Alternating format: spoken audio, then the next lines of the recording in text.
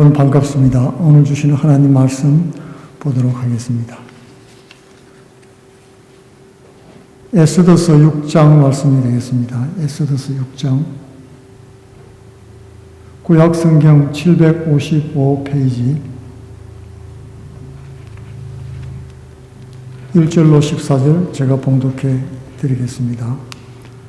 이 밤에 왕이 잠이 오지 아니하므로 명하여 역대 일기를 가져다가 자기 앞에서 읽히더니 그 속에 기록하기를 뭉지킨 왕의 두 내시 빅다나와 테레스가 아하수에로 왕을 모살하려 하는 것을 모르드게가 고발하였다 하였는지라. 왕이 가로되 이 일을 인하여 무슨 존귀와 관작을 모르드게에게 베풀었느냐? 시신이 대답하되 아무것도 베풀지 아니하였나이다. 왕이 가로되 누가 뜰에 있느냐? 마침 하만이 자기가 세운 나무에 모르드게 달기를 왕께 구하고자 하여 왕궁 바깥 뜰에 이른지라. 시신이 고하되 하만이 뜰에 섰나이다. 왕이 가로되 들어오게 하라 하니 하만이 들어오거늘 왕이 묻되 왕이 존귀케 하기를 기뻐하는 사람에게 어떻게 하여야 하겠느냐? 하만이 심중에 이르되 왕이 존귀케 하기를 기뻐하시는 자는 나 외에 누구리요 하고 왕께 아뢰되 왕께서 사람을 존귀케 하시려면 왕이 입으시는 왕복과 왕이 타시는 말과 머리에 쓰시는 왕관을 취하고 그 왕복과 말을 왕의 방백 중 가장 존귀한 자의 손에 붙여서 왕이 존귀케 하시기를 기뻐하시는 사람에게 옷을 입히고 말을 태워서 성중 거리로 다니며 그 앞에서 반포하여 이르기를 왕이 존귀케 하기를 기뻐하시는 사람에게는 이같이 할 것이라 하게 하소서. 이에 왕이 하만에게 이르되 너는 내 말대로 속히 왕복과 말을 취하여 대궐문에 앉은 유다 사람 모르드게에게 행하되 무릇 내가 말한 것에도 있어서 조금도 빠짐이 없이 하라. 하만이 왕복과 말을 취하여 모르드게에게 옷을 입히고 말을 태워 성중 거리로 다니며 그 앞에서 반포하되 왕이 존귀케 하시기를 기뻐하시는 사람에게는 이같이 할 것이라 하니라. 모르드게는 다시 대궐문으로 돌아오고 하만은 번뇌하여 머리를 싸고 급히 집으로 돌아와서 자기의 당한 모든 일을 그 아내 세레스와 모든 친구에게 고하며 그중 지혜로운 자와 그 아내 세레스가 가로되 모르드게가 과연 유다 족속이면 당신이 그 앞에서 굴욕을 당하기 시작하였으니 능히 저를 이기지 못하고 분명히 그 앞에 엎드려지리이다. 아직 말이 그치지 아니하여서 왕의 내시들이 이르러 하만을 데리고 에스더의 베푼 잔치에 빨리 나아가니라.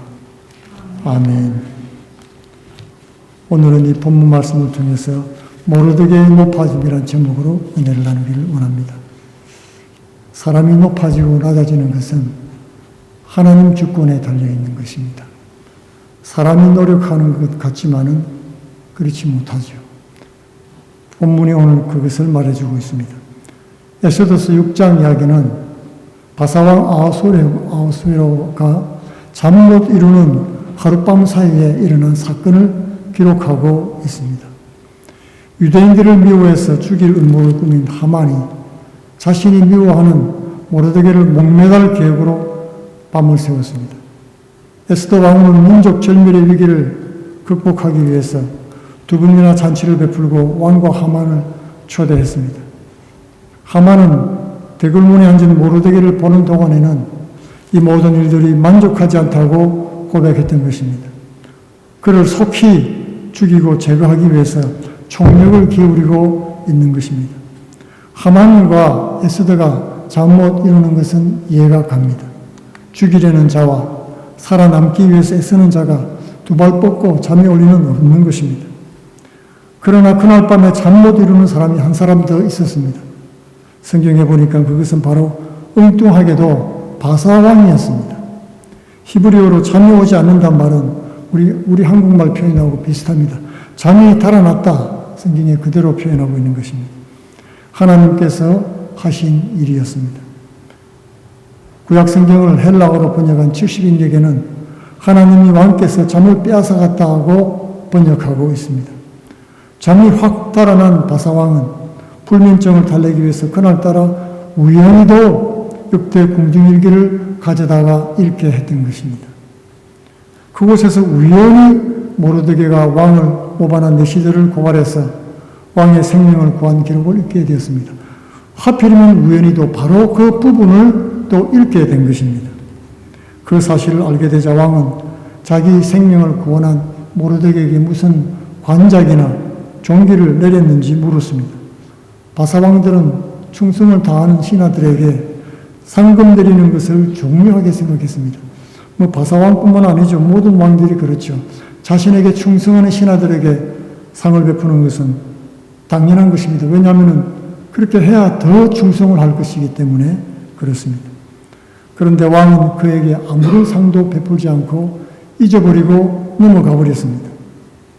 사실을 알게 된 왕은 주위의 의견을 물어볼 사람을 찾았습니다. 왕은 늘 주위 사람들에게 의견을 묻고 있습니다. 자발적인 결단이 없는 것입니다.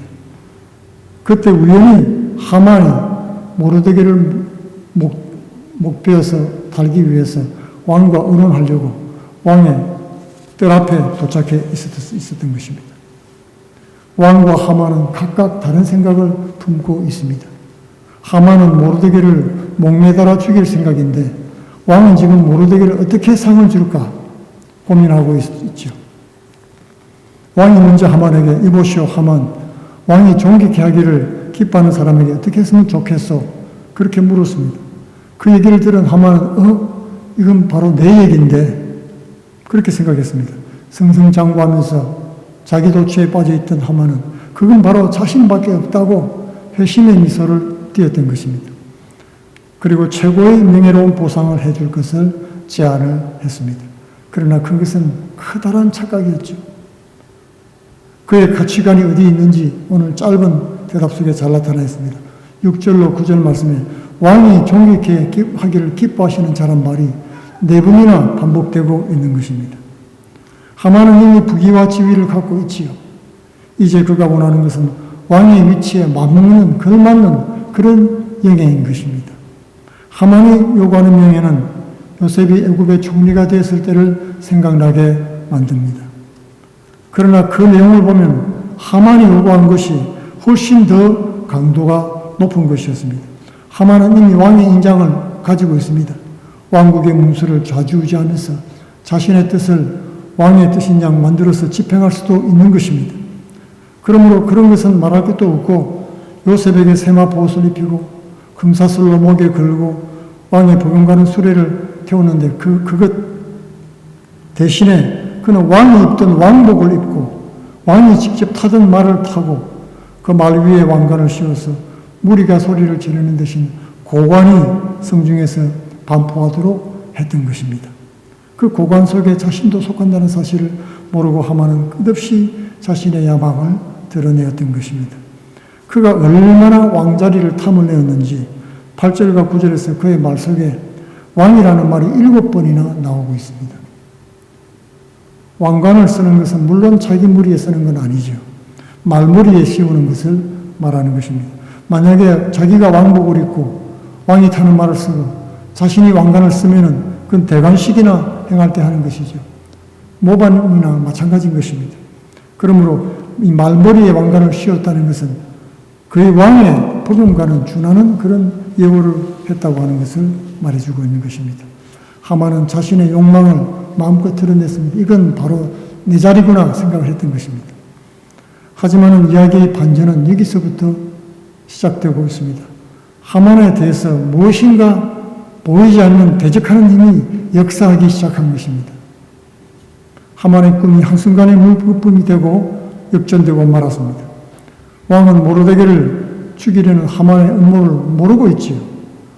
왕은 자신의 조서 때문에 유대민족이 멸절될 사실도 왕은 전혀 모르고 있습니다. 그러고서 왕이 지금 하만에게 얘기하는 겁니다. 하만공, 당신이 말한 대로 유대인 모르드게에게 그대로 하시오. 그렇게 명령을 했던 것입니다. 하만은 충격을 받았습니다. 악몽과도 같은 일이 일어난 것입니다. 11절에는 아무런 감정도 없이 사실 그대로 기록하고 있습니다.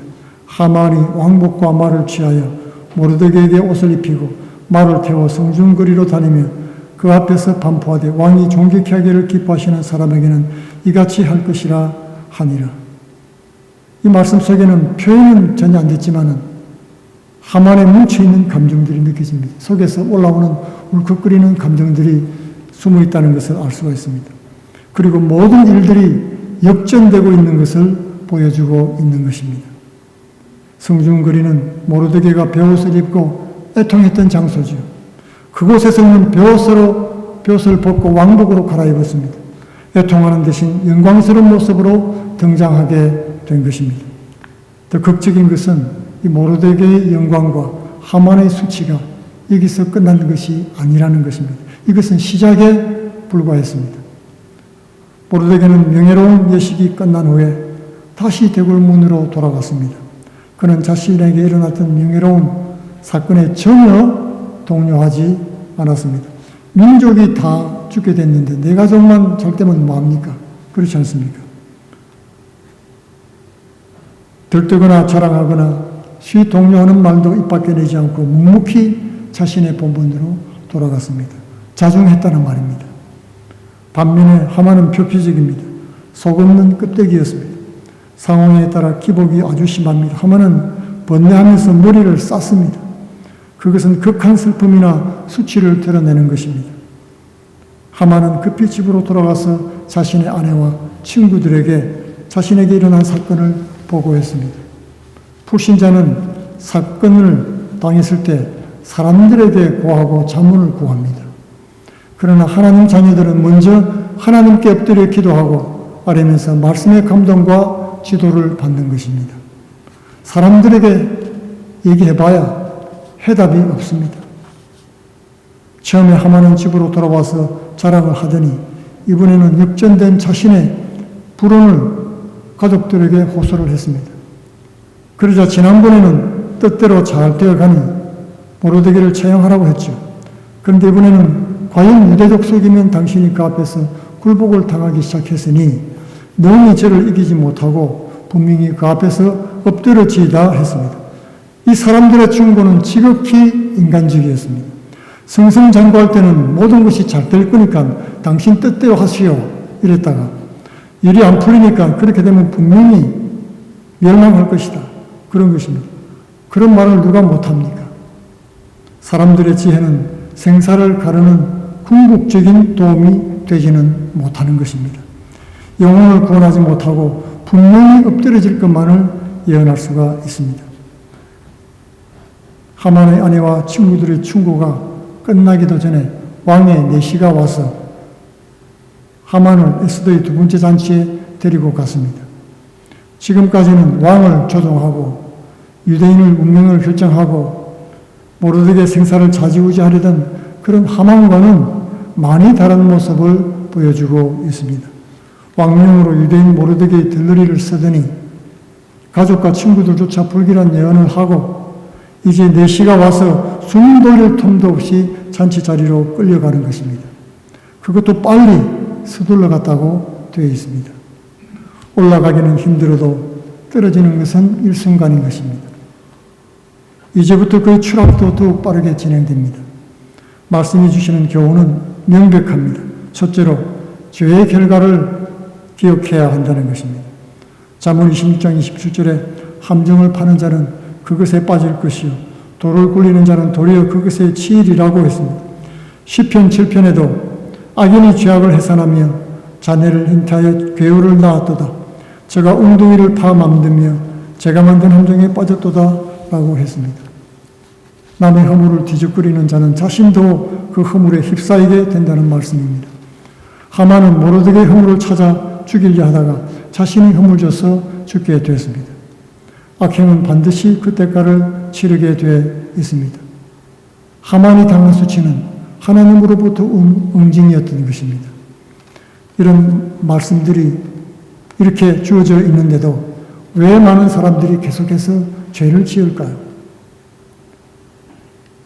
하나님 말씀을 불신하거나 하나님 말씀을 쉽게 잊어버려서 그럴 수도 있습니다. 전도서 8장 11절에 악한 일에 징벌이 속히 실행되지 않으므로 인생들이 악을 행하기에 마음이 담대하다고 했던 것입니다. 사람들은 하나님의 손이 당장 눈앞에 보이지 않으니까 하나님이 없는 것처럼 함부로 말하고 함부로 행동한다는 것입니다. 그러나 하나님은 절대로 지체하지 않고 신속히 보응하시는 분이십니다. 하나님의 연자맷돌은 천천히 돌아가지만은 조금 후에 보면 모두가 놀랄 만큼 곱게 갈려져 나오는 것입니다. 둘째로 세상 명예에 연연하지 말아야겠다는 것입니다. 본문은 두 인물을 대조하고 있습니다. 하나는 헛된 명예욕에 사로잡혀 인생을 망치는 것을 못 깨닫고 있습니다. 반면에 모르드게는 최고의 영예를 얻고도 신실을 자각하고 본래의 자리로 돌아갔습니다. 세상 왕이 주는 명예에 연연해하지 않았다는 것입니다. 병 주고 약 주는 거 아니겠습니까? 그렇기 때문에 위기 상황에서 하나님 앞에 기도하고 하나님의 도우심을 바라고 하나님의 시각으로 환경을 바라볼 수 있게 된 것입니다. 우리는 세상이 주는 덫과 유혹을 조심해야 됩니다. 세상왕 바로가 주는 당근과 채찍에 좋았다 싫었다 하지 않는 그런 성도의 신앙인격이 필요한 것입니다. 세 번째로 하나님의 주권을 신뢰해야겠습니다.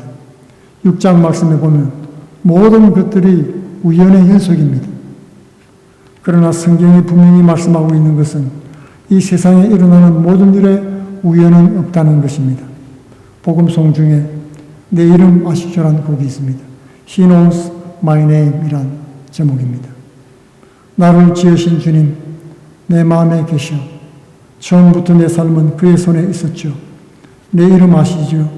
내 모든 생각도, 내 흐르는 눈물 그가 닦아주셨죠. 하나님이 포로 생활 중에 흩어져 사는 자기 백성들을 지키기 위해서 너무나 많은 우연을 만드셨습니다. 그리고 그 안에서 보이지 않게 역사하셨던 것입니다. 하나님의 손이 보이지 않는다고 하나님이 없는 것이 아니었던 것입니다. 내가 사망의 음침한 골짜기로 지날지라도 주의 지팡이와 막대기가 나를 안위하시는 것입니다. 지금 비록 우리 삶 속에서 우리가 절망의 늪을 건너고 있다 할지라도 우리는 주님을 신뢰해야 되겠습니다. 예수께서는 십자가 고난 앞에 아버지를 신뢰했습니다. 그리고 아버지 뜻대로 십자가를 지었습니다. 그럴 때 하나님은 성령을 통해서 감당할 힘을 주시고 부활로 갚아주셨습니다.